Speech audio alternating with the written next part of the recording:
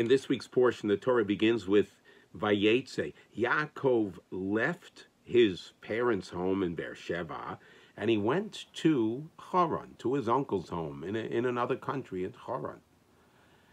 Rabbi Matisyahu Solomon asks a question about the usage of this word, Vayetzei, and Yaakov went out. Because Vayetzei sounds like he left, he went on a journey, he went on a trip, Vayetzei.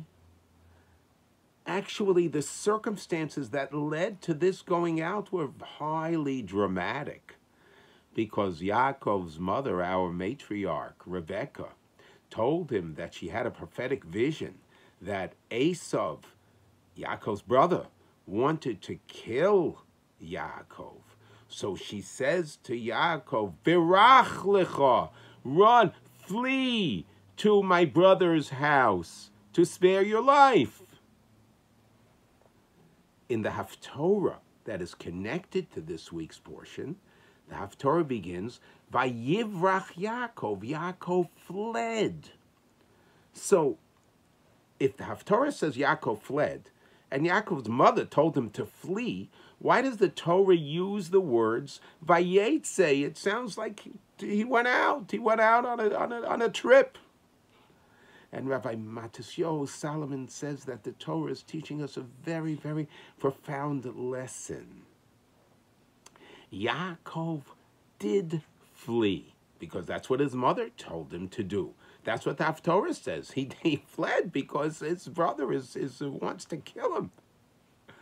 But he knew deep down inside that the fact that he has to leave, and leave now, is God directed. Because nothing happens without the direction of God. We say a blessing every single morning. Hamechin mitzadei gover. God prepares the steps of every person.